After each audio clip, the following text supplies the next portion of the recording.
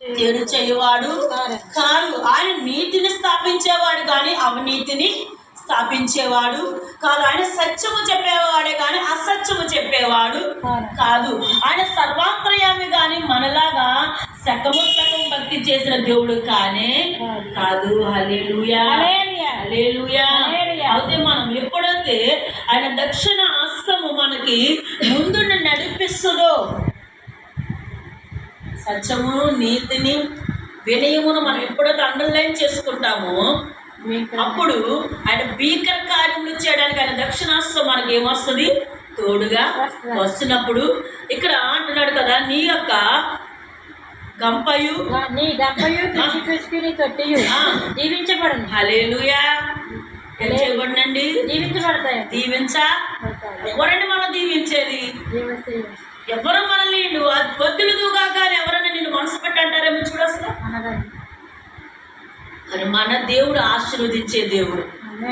మనం ఆశీర్వదించబడాలంటే కేవలం మనము బాప్తిసం తీసుకుంటే సరిపోదు, మనము దేవుని సన్నిధిలో ఉపవాసం ఉంటేనే సరిపోదు. మన దగ్గర ఏముండాలంటే సత్యం, సమాధానం. సత్యం ఏమిస్తుందో తెలుసా? సమాధానం ఇస్తుంది. వినయం ఏమిస్తుందో తెలుసా? ప్రేమను పంచుతుంది. హల్లెలూయా. వినయము లేని వారి దగ్గర ఏముండదో తెలుసా? ప్రేమ ఉండదండి. మనకి సమాధానం ఎప్పుడవుతున్నదో వినయం వస్తుంది, వినయంతో ప్రేమ వస్తుంది. ప్రేమతో పాటు ఆయన ధర్మాన్ని మనం పాటించడానికి ముందుకెళ్ళినప్పుడు ఆయన నీ కంపను నీ పిండి తొట్టియు దీవించబడును. హల్లెలూయా. దీవించబడే మార్గాన్ని దేవుడు మనకి ఇచ్చాడు కానీ మనం శపథార్థమైన మార్గాలు దేవుడు మనకి ఇవ్వని. మనం దీవించబడాలంటే యెహోవా మాట మన శ్రద్ధగా చాలా మంది విన్నట్టుగా వింటారంటే కానీ పక్కన పాడేస్తారు.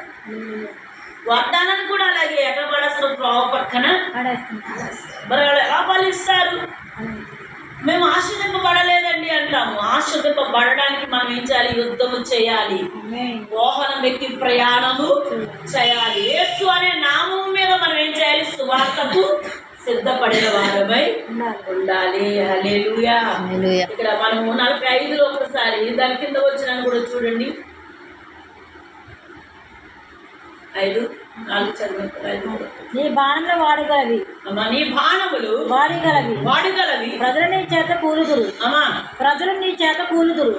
నీ బాణములు రాజు శత్రుల గుండెలో చొచ్చును. హల్లెలూయా, హల్లెలూయా, హల్లెలూయా. కింద వచ్చిన దిగ్గజ కాండములో మనం నువ్వు లోపలికి వచ్చినప్పుడు దీవించబడదు, వెలుపులకు వెళ్ళినప్పుడు దీవించబడదు. నీ మీద పడు నీ శత్రువులు యెహోవా ఎదుట అడ్డునవ్వునట్లు చేయను. హల్లెలూయా. కూడా ఏం చెప్పాడు దేవుడు అందులో?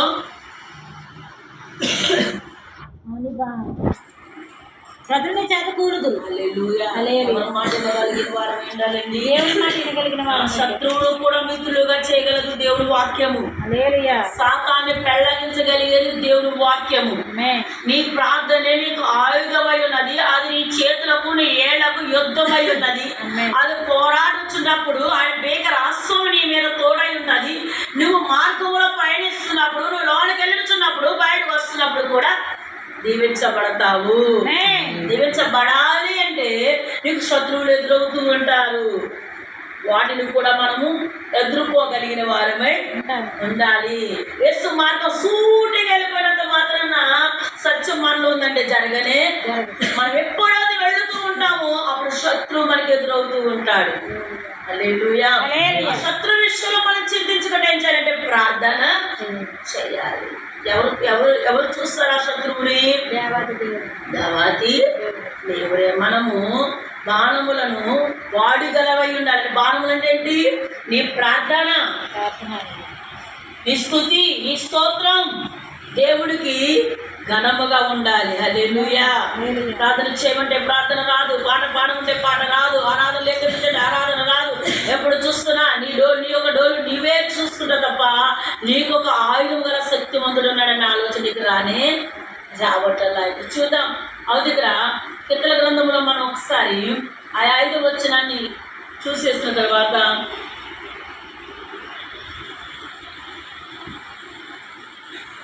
నీ బాణములు వాడింకలవి, ఆ.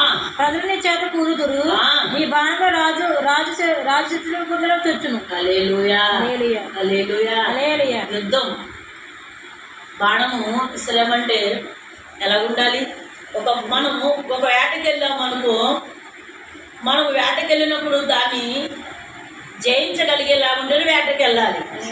అసలు మనం ఏదైనా చెయ్యాలి అనుకున్నామంటే అది కడ వరకు నెరవేరేంత వరకు కూడా మనం ప్రయాస పడగలిగేలాగుంటేనే మనం ముందుకెళ్ళాలి.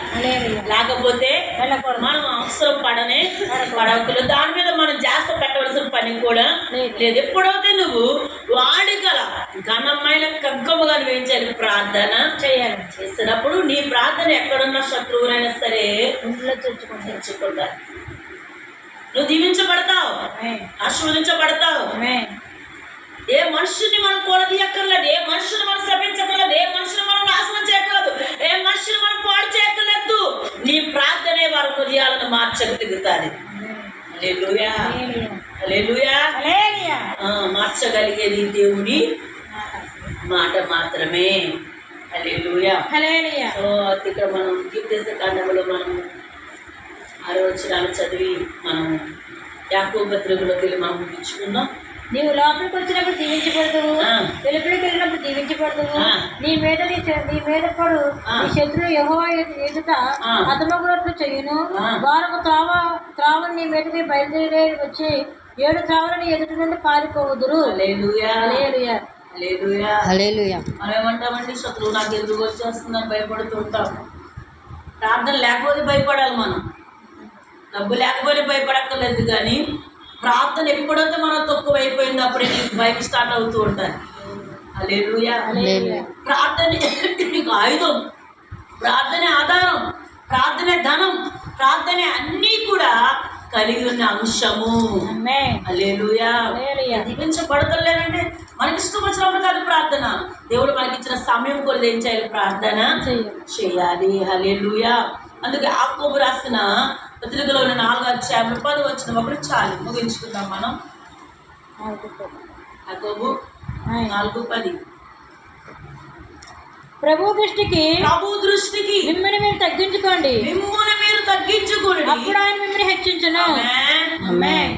ఏం చేయ మనం నెక్స్ట్ తరులోకి వచ్చేటప్పటికి తగ్గించుకోగలమా? ఆశీర్వదించబడాలని తగ్గించుకోవాలి.